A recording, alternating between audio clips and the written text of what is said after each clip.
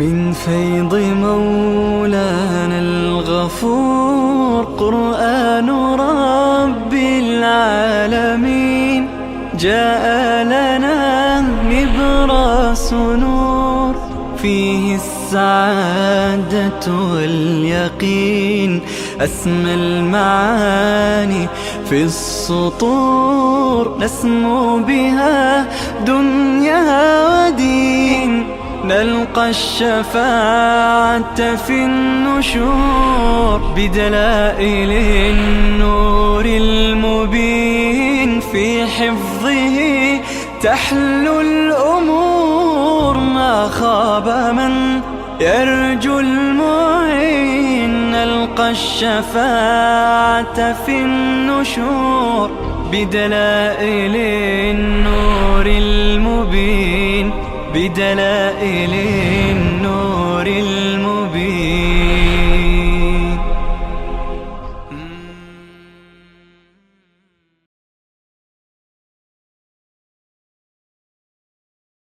أعوذ بالله من الشيطان الرجيم. بسم الله الرحمن الرحيم.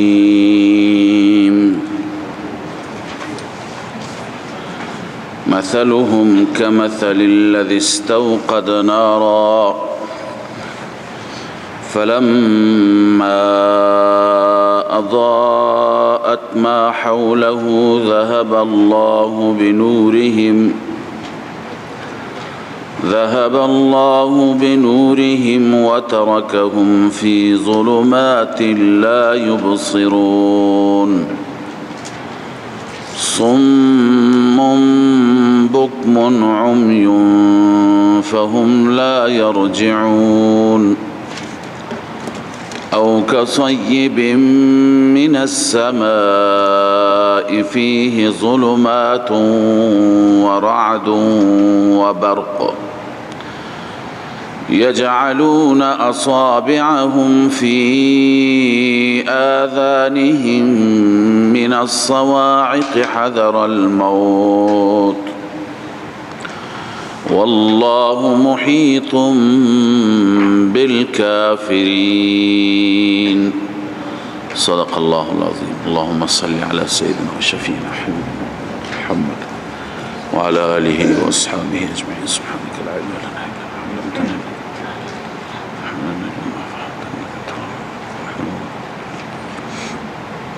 قبل از این از ابتدای سوره مبارکه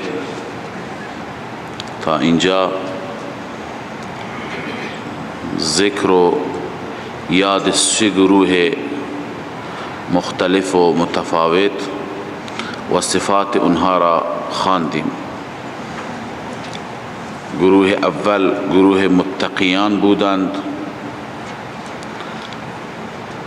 با صفاتشان و با نتائج دنیوی و اخروی اولئک علی هدی من ربهم و اولئک هم المفلحون.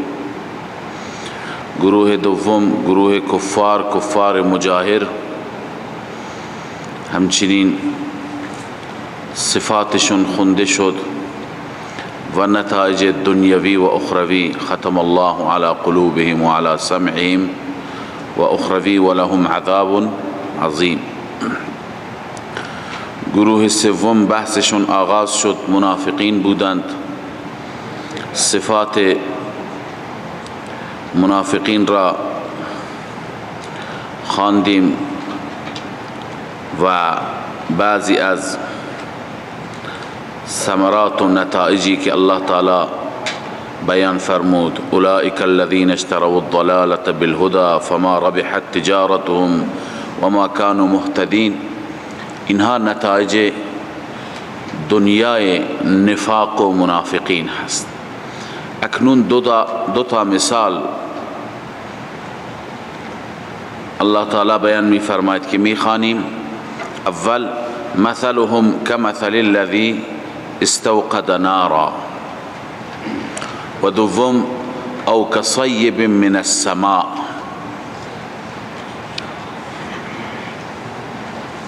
بر اساس گفته عامه مفسران این هر دو مثال مربوطند به منافقین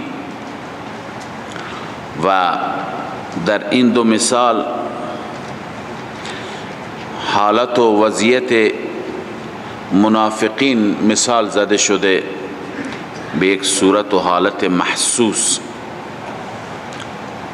میدانید که مثال یک چیز مفهوم و معقول را به شکل محسوس در آوردن تا اینکه بیشتر مفهوم بشه، بیشتر فهمیده بشه، درک بشه، به این منظور انجام میگیرد. اوقع فی النفس هست، قابل درک هست. در قرآن مجید هم مثال زیاد می آید، بیان مثال ها زیاد آمده، لذا اینجا وضعیت منافقان را مثال دادن به حالت محسوس و مبصر که دیده میشه و مشاهده میشه. اما شیخ حسین علی رحمه الله می فرماید که دو تا مثال اولی مربوط به کفار هست و مثال دومی مربوط به منافقین هست. مثال اول مال کافرین هست، کفار مجاهر و با صفات اونها بیشتر هم خوانی دارد، و مثال دوم مال منافقان است. به هر حال اولین مثال را می خوانیم بر اساس تفسیر مفسرین. اولا مثلهم كمثل الذي استوقد نارا، مثال آن منافقینی مثالشان در چی چیزی؟ در لاعلاج بودن مرض، در اینکه اینها قابل هدایت نیستند، خوب نمیشند. مثل اون کسی است که استوقد نارا، آتش روشن میکند، آتش روشن میکند و میخواهد که به وسیله آتش اطراف را روشن نگه دارد و اطراف را ببیند. الله میفرماید فلما اضاءت ما حوله، زمانی که اطرافش روشن می شود، ذهب الله بنورهم و ترکهم فی ظلمات لا یبصرون، خداوند از بین می برد نور آنها را، و ترکهم و می گذارد آنها را فی ظلمات لا یبصرون، در تاریکی هایی که نمی بینند. خب اکنون چطور این مثال منافقین هست؟ به این صورت که الذی استوقد نارا، کسی یا کسانی که آتشی را روشن می کنند.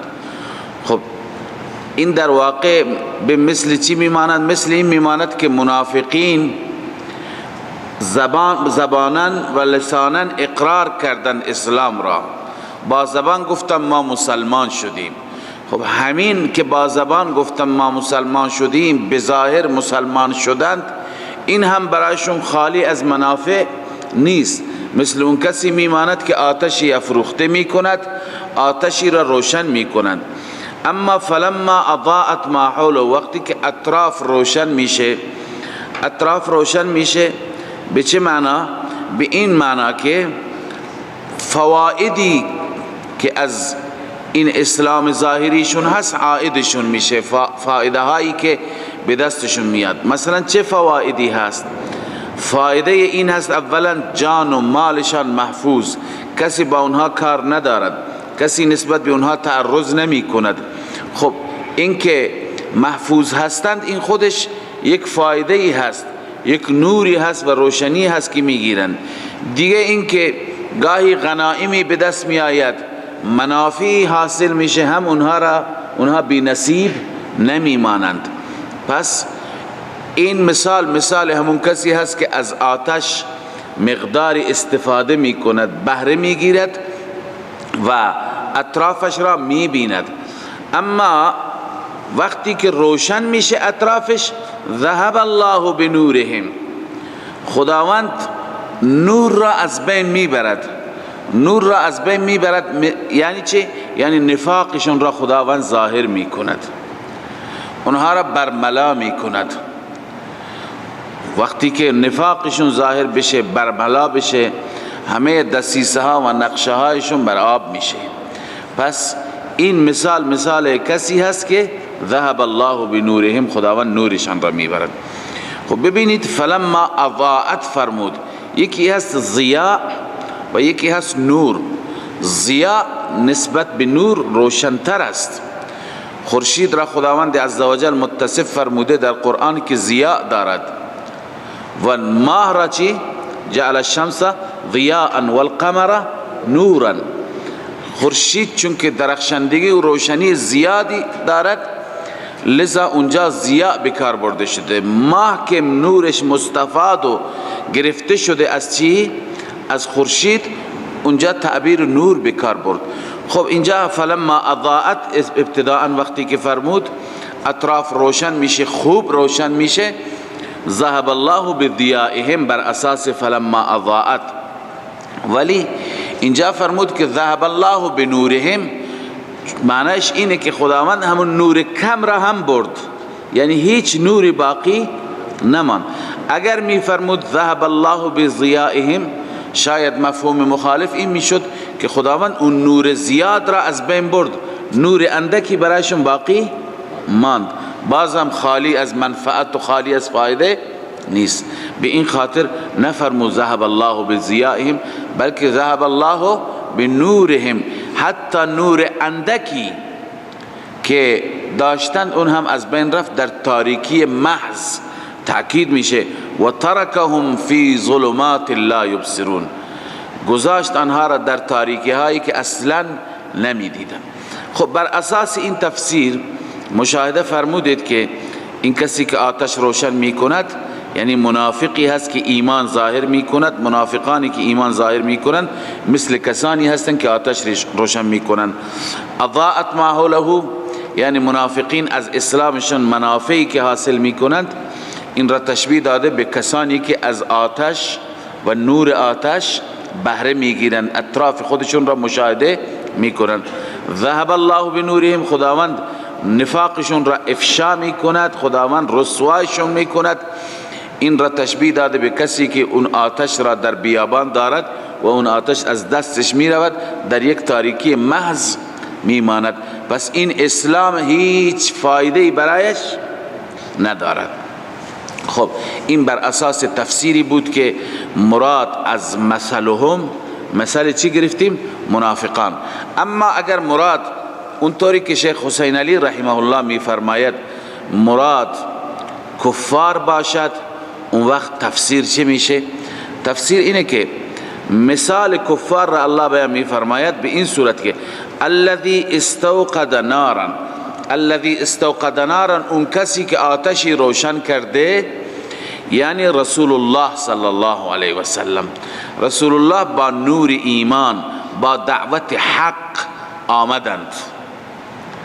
آمدند و تشریف آوردند و اطراف را روشن کردند با دعوت توحید. فلما اضاءت ما حوله، اضاءت ما حوله، اطرافش چی شد؟ نورانی شد. یعنی این نور اسلام را که رسول الله آوردند، اهل مکه یعنی مسلمانان مکه، مسلمانان از این استفاده کردند. مسلمانان از این چی کردند؟ استفاده کردند. اما مسلمانان استفاده کردند، بیشتر اهل مکه چی شدند؟ محروم شدند، چون ایمان نیاوردند. ذهب الله بنورهم، خداوند نور را برد، نور را از اونها گرفت، چون که اونها ایمان نیاوردند. ایمان که نیاوردند چی شد؟ محروم ماندند. و رسول الله صلی الله علیه وسلم هجرت کرد، رفتن مدینه طیبه. اهل مکه در تاریکی محض باقی ماندند. بس میفرماید که شیخ میفرماید این کسی که نوری را افروخته کرده، این کس رسول الله صلی الله علیه وسلم است. این نور اسلام را روشن کرده. اضاءت ما حوله، اطراف را روشن کرده. منافع نور، کسانی که آمدند و از این نور استفاده کردند ایمان آوردند. اما ذهب الله بنورهم، در حق کسانی است که از این نور استفاده نکردند. و ترکهم فی ظلمات، در تاریکی ماندند، در کفر و شرک و ظلمت ماندند. چی شدند؟ صم بکم عمیون. آیا اینها حواس نداشتند که از این نور استفاده بکنند؟ آیا اینها نتوانستند از این نور استفاده بکنند؟ چشم نداشتند ببینند حق را، گوش نداشتند که حق را بشنوند، و زبان نداشتند که حق را بگویند و به حق اقرار کنند؟ الله تعالی می فرماید داشتند اما بهره نگرفتند، استفاده نکردند، گویی نداشتند. پس صم بکم عمیون عینا هم معنای چی هست؟ ختم الله علی قلوبهم و علی سمعهم و علی ابصارهم. الله می فرماید صم بکم، آنها ناشنوا بودند، بکم لال بودند، عمیون نابینا بودند. فهم نابینا هستند، ناشنوا هستند، لال هستند. فهم لا یرجعون، آنها رجوع نمی کنند، بر نمی گردند.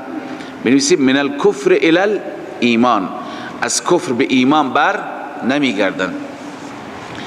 ببینید اینجا علامه نصفی بر صم بکم عمیون همین عبارتی که مطلب را قبلا عرض کردم نوشتند که این حواسشان کار میکرد، اما وقتی که اینها به کار نبردند گویی این حواس از کار افتاده بود. کانت حواسهم سلیمه، حواس اونها چی بود؟ سالم بود. چشم سالم، گوش سالم و زبان سالم. ولكن لما صدوا عن الاصاغة الى الحق،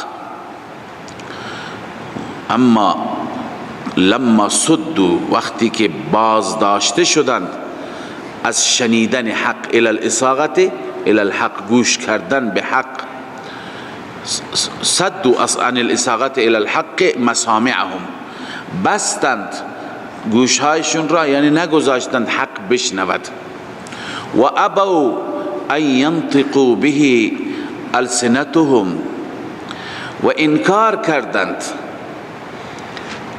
به اینکه السنهشان حق بگوید، یعنی حق نگفتند و اقرار به حق نکردند. و ان ينظروا او يبصروا بعيونهم، و همچنین انکار کردند اینکه نگاه بکنند، تماشا بکنند یا ببینند با چشمانشان، یعنی از چشم کار نگرفتند، از گوش کار نگرفتند، از زبان در اعتراف حق کار نگرفتند. جعلوا كأنما ایفت مشاعرهم، اینها گشتن گویا آفت زده شده به حواس اونها، حواسشون آفت زده هست. ایفت مشاعرهم، این مشاعرشان، حواسشان گویا چی شده؟ آفت زده شده، مدارک. پس صم بکم به این معنی هست که اونها چشم داشتند، گوش داشتند، سالم هم بود، اما چون که انکار کردند از گفتن حق، از شنیدن حق، از دیدن حق، الله عزوجل اونها را چی کرد؟ آفت زده کرد، اونها دیگه کار نکرد. علی ای حال این مثال یا اینکه مال منافقان بود بر اساس گفته جمهور، یا اینکه مال اهل مکه بود که ایمان نیاوردن بر اساس گفته شیخ حسین علی رحمه الله. مثال دوم، این مثال عند العامه مالکی مال منافقین است. او کصیب من السماء، اگر به قول جمهور مفسرین ما بگیریم و مثال اول را مال منافقین بدانیم، او اینجا میشه للتخییر، یعنی اون مثال را توجه کن یا این مثال را، اون مثال را ببین یا این مثال را. اما اگر بر اساس نظر شیخ حسین علی رحمه الله اون مثال اول بگیم مثال کفار است، اینجا اول تنویع هست، یعنی نوع دیگر، مثال دیگر از نوع دیگر. یعنی اون مثال مال کفار بود، این نوع دیگر مثال است مال چیه؟ منافقین هست. او کصیب من السماء، یا مثالشان مثل صیب هست. صیب ابر را میگند، باران را میگند، اما اینجا مضاف مقدر است. ذو صیب هست، ذوی صیب هست، کذوی صیب یا اصحاب صیب. انسان هایی که صاحبان چی باشند؟ باران باشند یا ابر باشند، خدا بهشون باران و ابر داده. من السماء، از آسمان. آسمان کل ما علاک فهو سماء، یا اینکه مراد ابر هست. ابر درسته خود آسمان نیست، ولی انسان عموم مردم فکر میکنند که آسمان است، یا هر چیزی که بالا باشد آسمان است. بهرحال فیه ظلمات و رعد و برق. اول ترجمه آیه، وقتی که باران میاد از بالا، در اون ابر میبینیم ظلمات، تاریکی هست، رعد و برق هست. ابر که ما معمولا ابر سیاه جلوی خورشید را میگیرد، نور کم میشه و یک مقداری هوا تاریک میشه. رعد و برق هم بسیار خطرناک. خب شما در این حالت تصور بکنید که همه جا تاریک شده، همه جا تاریک شده، افرادی هستند زیر این باران و این رعد و برق شدید قرار گرفتن. اینها چیکار میکنند؟ یجعلون اصابعهم فی آذانهم، قرار میدهند دستانشان را، انگشتانشان را، فی آذانهم، در گوشهایشان، من الصواعق، ای من اجل الصواعق، بخاطر چی؟ صاعقه شدید، صدای مهیب، حذر الموت، از بیم مرگ میترسه که وقتی صاعقه به من نخورد و از بین نروم. خب عنایت بفرمایید، این مثال منافقان است. مثال منافقان است. صیب من السماء، ابری که از آسمان است، بارانی که از آسمان داره میاد، که ایمان و قرآن. بارانی که از بالا میاد چیه؟ ایمان و قرآن. فیه ظلمات و رعد و برق، در احکامی که در این قرآن هستند ظلمات، وعید هست. ظلمات تاریکی ها یعنی چه؟ وعید، تخاویف. و رعد و برق و شدائد و تکالیف. ببینید اعمالی که خداوند دستور داده بعضی ها سخته، مثلا جهاد بکنید، مالتون را و جانتون را تقدیم بکنید، کشته بشید، سخت هست یا نیست؟ برای بالخصوص منافقی که ایمان و اعتقادی ندارد. مؤمنی که میگه جانم را میدم، بهشت را میخرم، ان الله اشترى من المؤمنین انفسهم و اموالهم بان لهم الجنه. اون کسی که این اعتقاد را دارد برایش آسانه، اما اون کسی که باور ندارد و فکر میکند اول و آخر همین زندگیه، برای او چی هست؟ سخته. پس اعمال شاقه، تکالیف دینی و همچنین وعیدها و تخاویف برایش چی است؟ به منزله صواعق و رعد و برق است. البته مراد از برق، خب برق وقتی که میزند در او تاریکی، جلوی راه انسان چی میشه؟ روشن میشه. منظور فواید دنیوی ایمان هستند. فواید دنیوی ایمان. یک منافقی که ایمان میآورد در دنیا بی بهره و بی فایده نمیماند. فایدهش چیه؟ فایدهش اینه که حداقل جان و مالش محفوظ، قبلا عرض کردم، از غنائم بی بهره نیست، سهمش و نصیبش برایش در نظر گرفته میشه. پس بعضی از احکام و بعضی از منافع دینی و اسلامی بهش میرسد.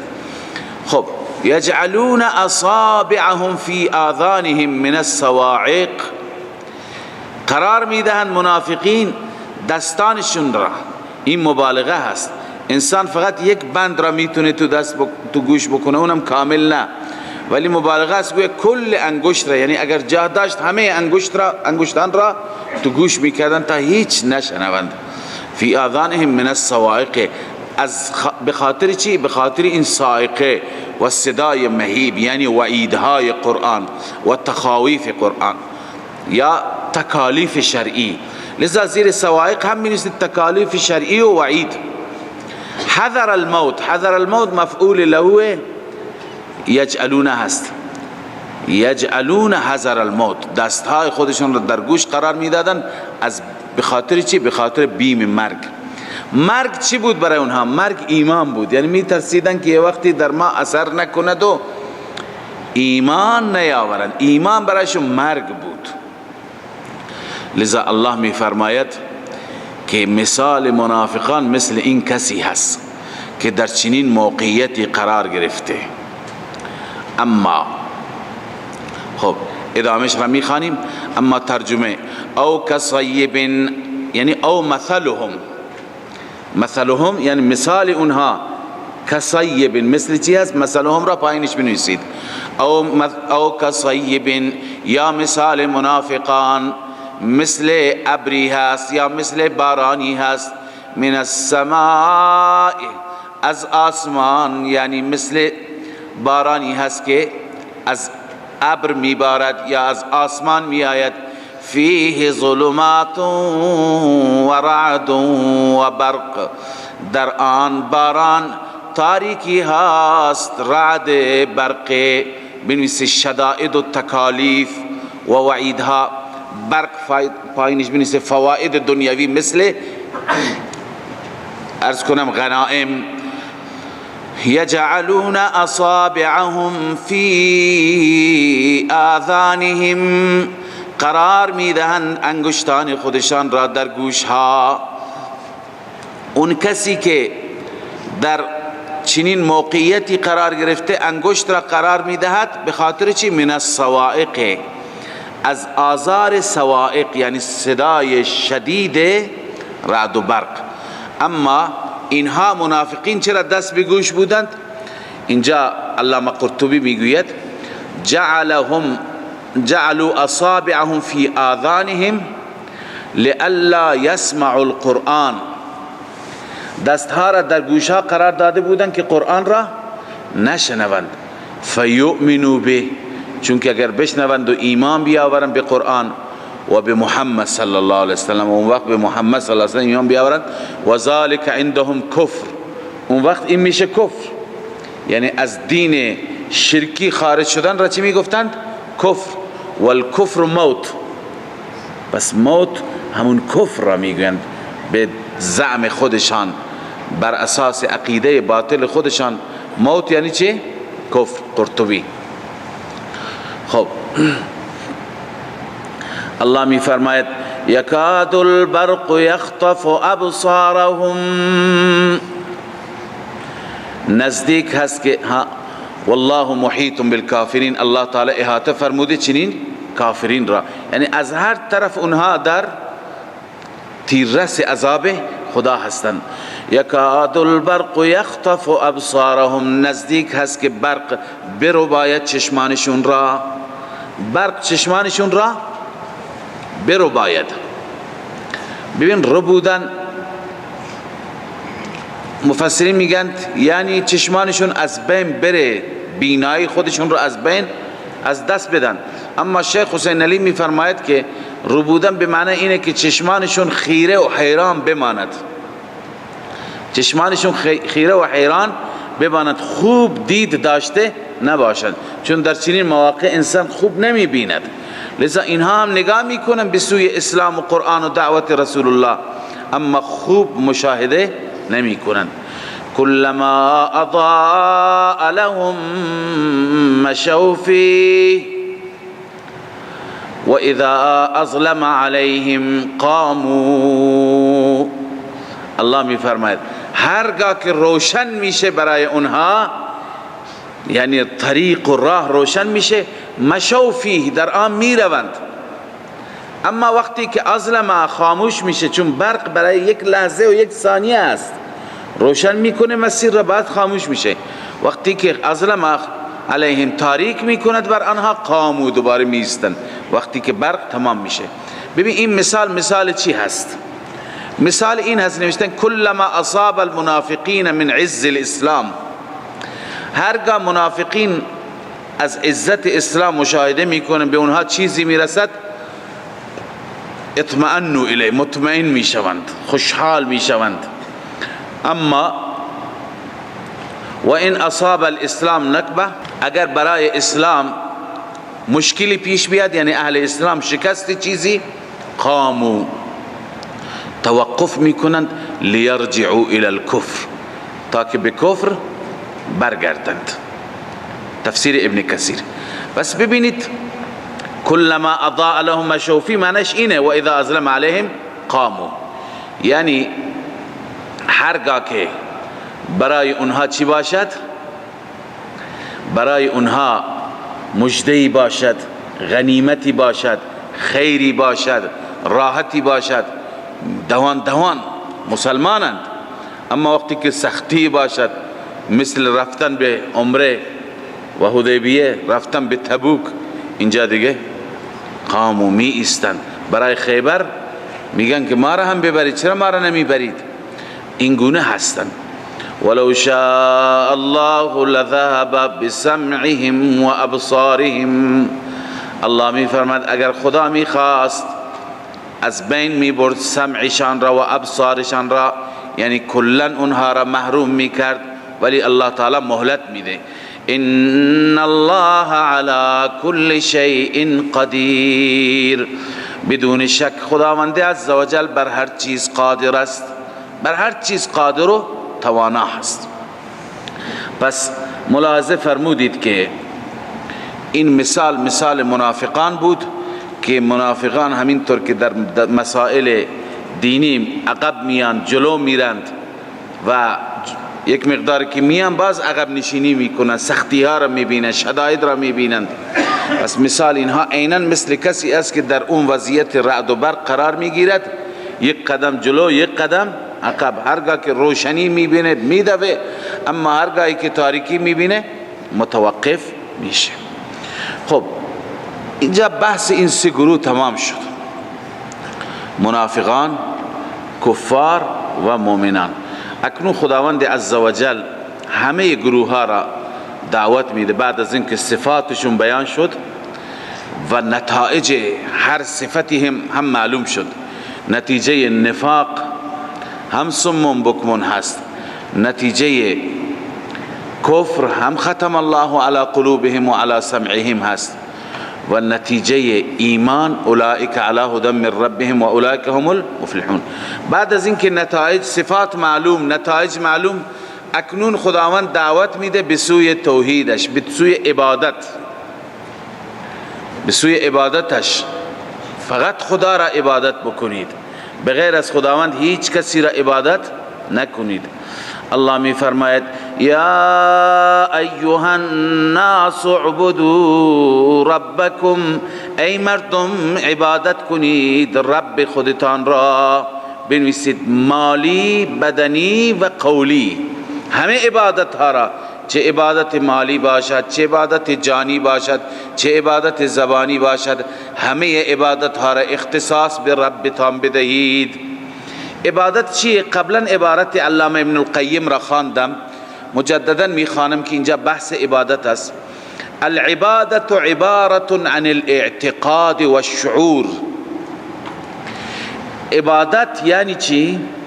یعنی انسان اعتقاد و شعور و باور داشته باشد به ان للمعبود سلطه غیبیه، به این صورت که معبودی که من او را عبادت میکنم سلطه غیبی دارد، غلبه دارد، قدرت غیبی دارد.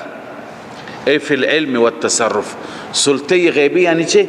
یعنی علمش هم محیط به کل شیء است، هر چیزی را میداند و قدرتش هم فی العلم و التصرف. سلطه غیبی داره فوق الاسباب، ما فوق اسباب، ما تحت الاسباب نه، ما تحت الاسباب بلا تشبیه. این کفار و ملوک دنیا امثال اوباما و غیره، اینها هم چی دارن؟ قدرت دارن. اما اون کسی که قدرت دارد فوق الاسباب قدرت دارد، یقدر بها علی النفع و الضرر، میتواند هم به من نفع برساند، هم میتواند به من ضرر برساند. لذا من چنین ذاتی را که دارای این سلطه کامل هست و دارای این تصرف و علم هست، هم نفع میرساند هم ضرر، از حال من آگاه هست. لذا اون را چیکار میکنم؟ او را فریاد میزنم، او را ثنا میکنم، او را با ورد زبانم میکنم، او را سجده میکنم، او را تعظیم میکنم.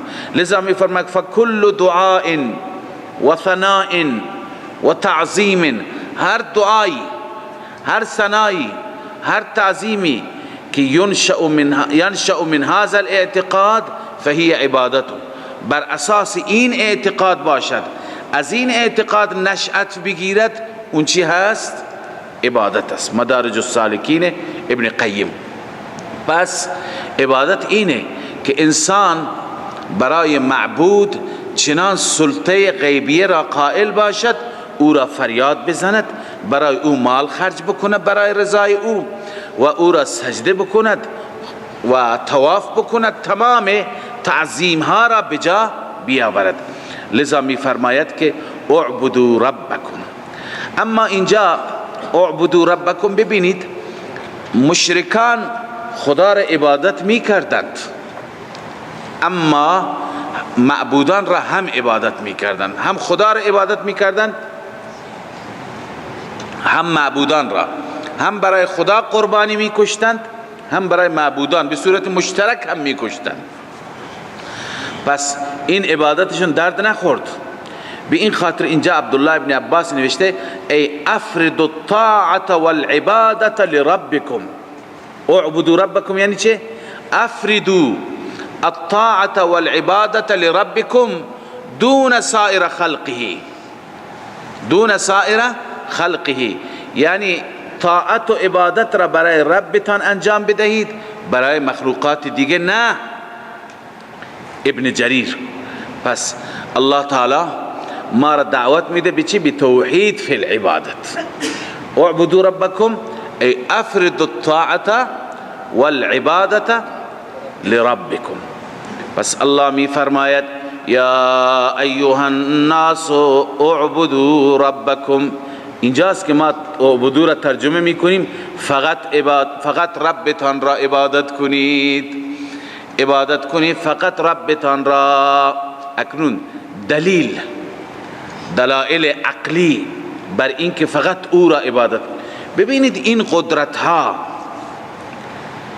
این تصرفات اگر برای هستی دیگری هست او لایق عبادت است، اما وقتی که این کارها و این تصرفات اختصاص به خدا دارد، پس عبادت هم اختصاص به خدا دارد. الذی خلقکم والذین من قبلکم، همان ربی که شما را آفرید، والذین من قبلکم، و همچنین کسانی که قبل از شما بودند اونها را آفرید شما را لعلکم تتقون.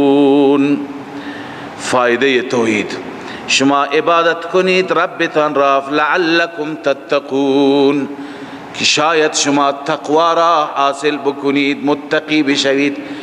تتقون الشرک والکفر.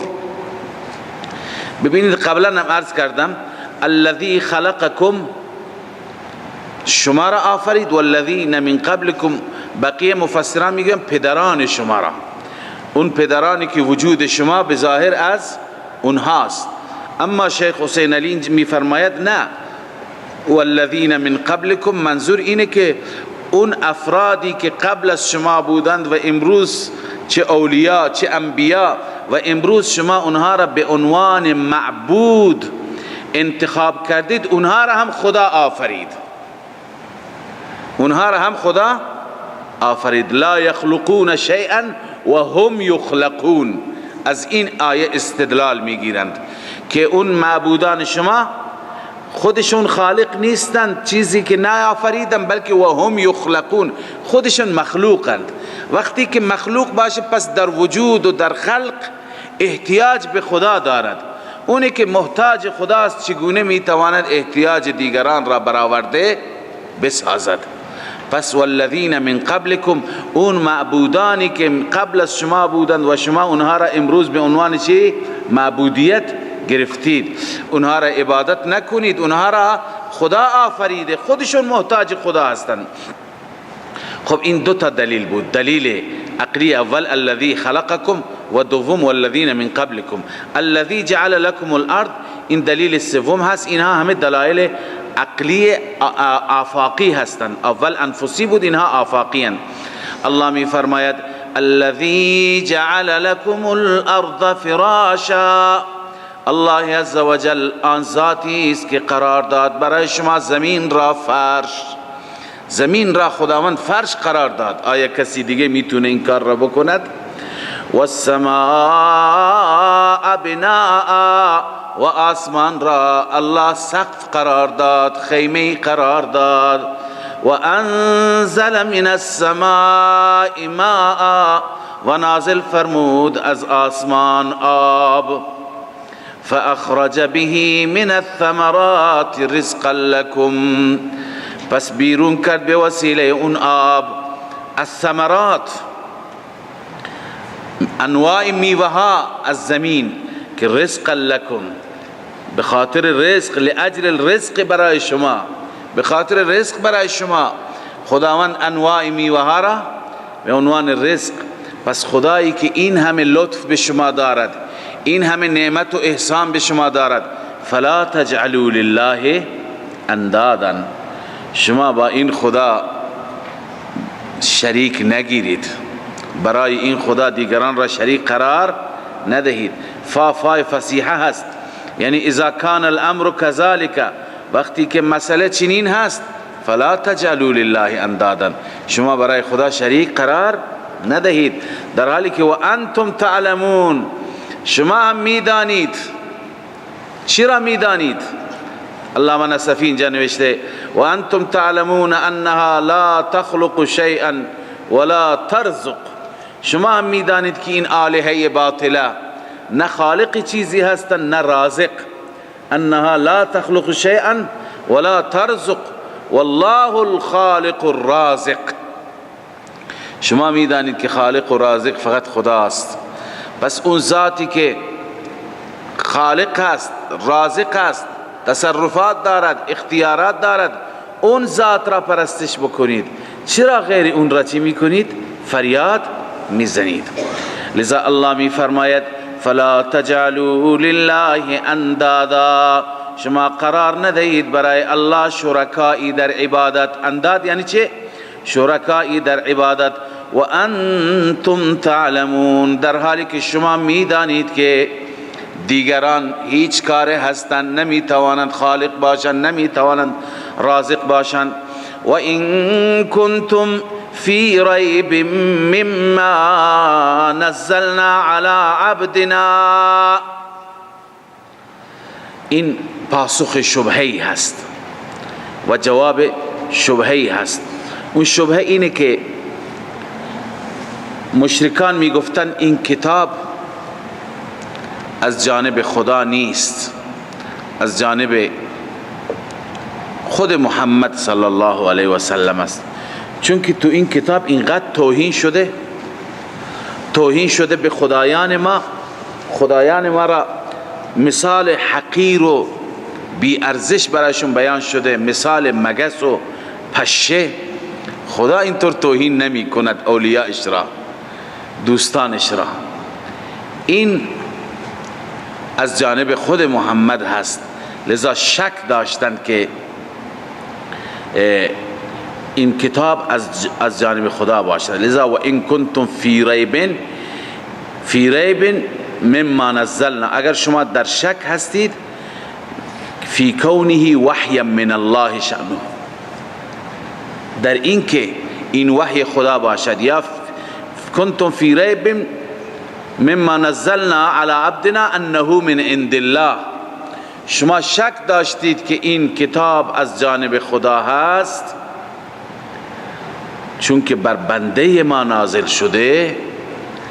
پس شما چیکار بکنی؟ فأتوا بسورة من مثله، شما یک سوره بیاورید مثل این قرآن باشد.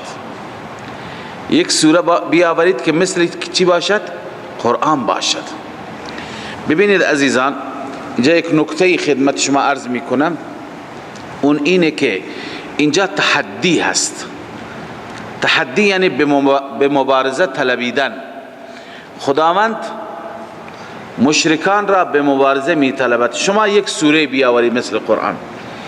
عموم مفسرین میگویند که سوره بیاورید مثل قرآن باشد در فصاحت و بلاغت، مثل قرآن باشد در فصاحت و همینطور فصیح، همینطور بلیغ. ولی محققین، بسیاری از محققین معاصر مثل شیخ مولانا حسین علی رحمه الله، مولانا عبیدالله سندی و بعضی دیگر از مفسران میفرمایند که این تحدی هرگز در فصاحت و بلاغت نیست، چون که تنها این دعوت به مبارزه برای عرب ها نیست، برای تمام دشمنان قرآن است. خب دشمنان قرآن چه عرب باشند چه عجم باشند، کفار چه عرب باشند چه عجم باشند، اونها را داریم به مبارزه میطلبیم. خب اونها را به مبارزه، زبانشون وقتی که عربی نیست چطور بگیم در فصاحت و بلاغت مثل این بیاورید؟ پس تنها تحدی در فصاحت و بلاغت نیست. امروز هم کفار دنیا، خب دیروز مشرکین مکه فصاحت و بلاغت بلد بودند، امروز اروپایی ها، غربی ها فصاحت و بلاغت که به جای خود اصلا عربی بلد نیستند.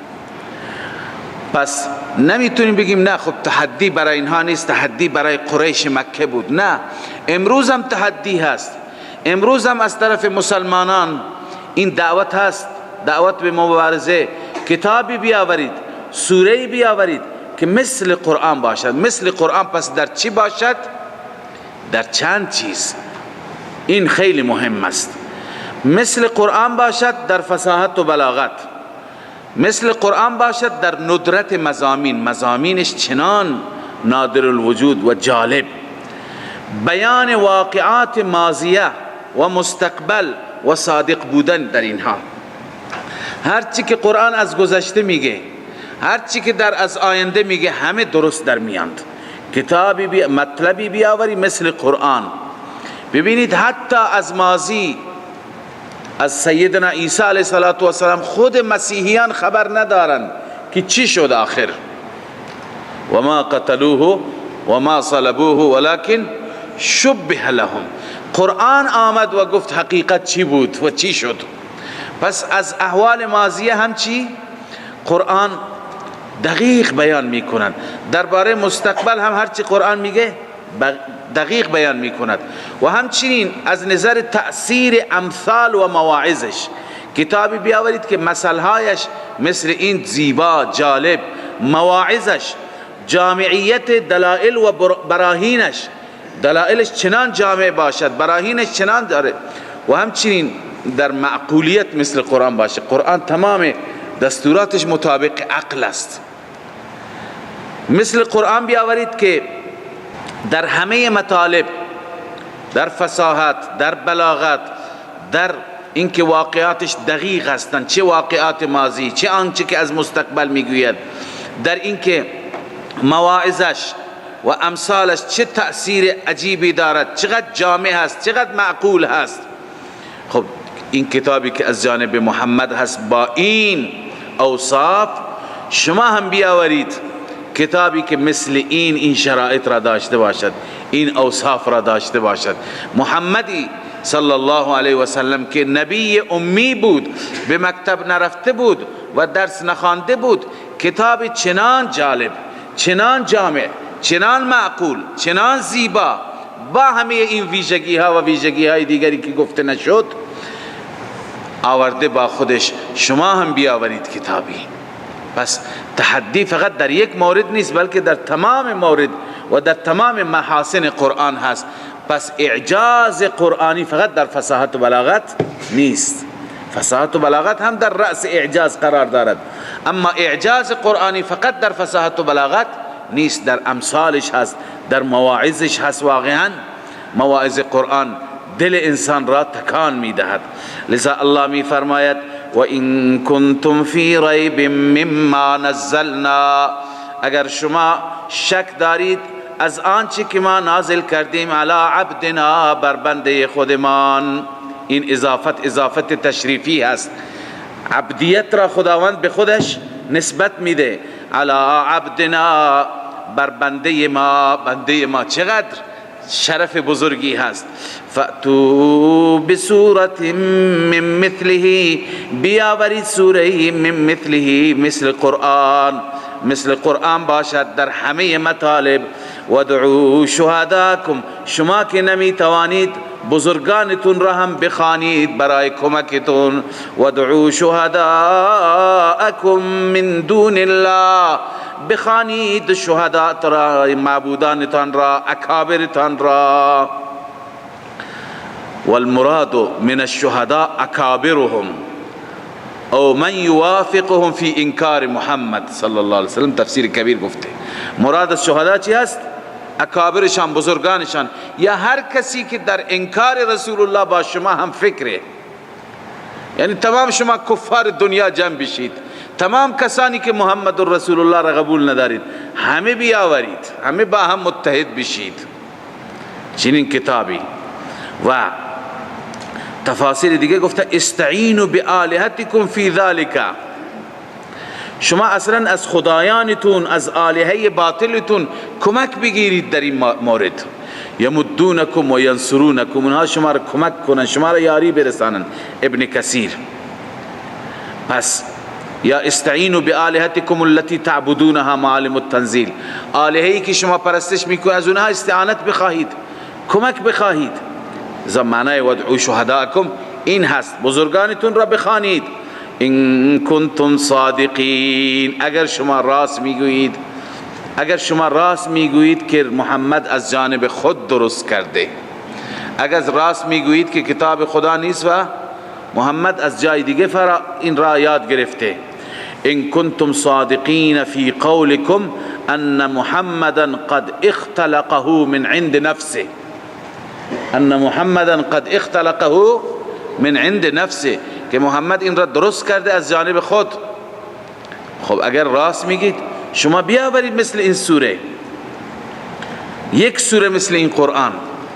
اما اکنون الله عزوجل عجز اونها را بیان میفرماید و بعد از عجز تخویف. وقتی که عاجزید، نمیتوانید، از عذاب خدا بترسید، از آتش جهنم بترسید.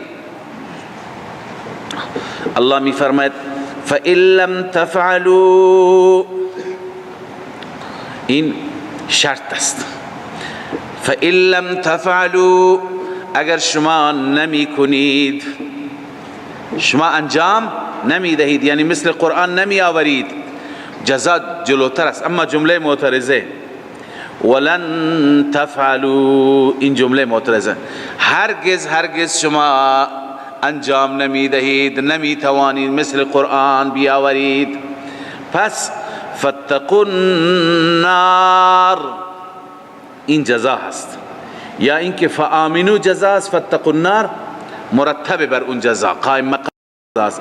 پس ایمان بیاورید و فاتقوا النار، بترسید از آتش جهنم، التي وقودها الناس والحجاره، همان آتش جهنمی که اخگرهایش مردم و سنگ ها هستند.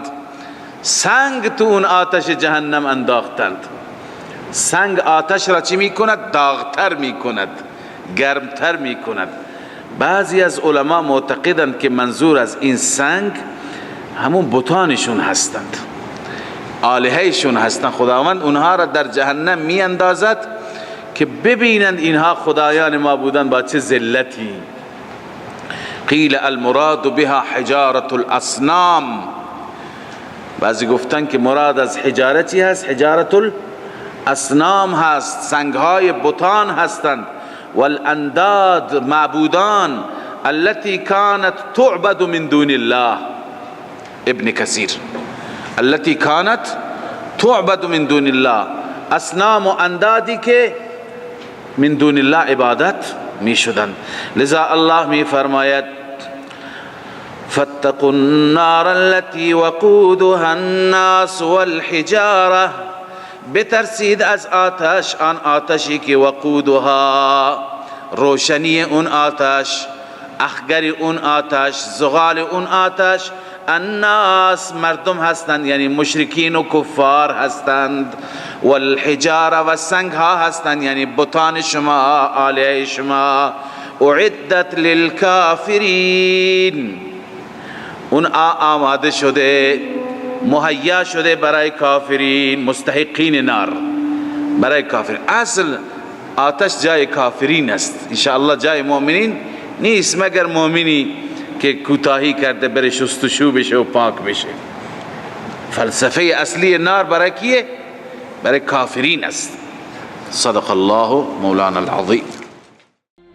من فيض مولانا الغفور قرآن رب العالمين، جاء لنا نبراس نور فيه السعادة واليقين، أسمى المعاني في السطور، نسمو بها دنيا ودين، نلقى الشفاعة في النشور بدلائل النور المبين، في حفظه تحلو الأمور، ما خاب من يرجو المعين، نلقى الشفاعة في النشور بدلائل النور المبين، بدلائل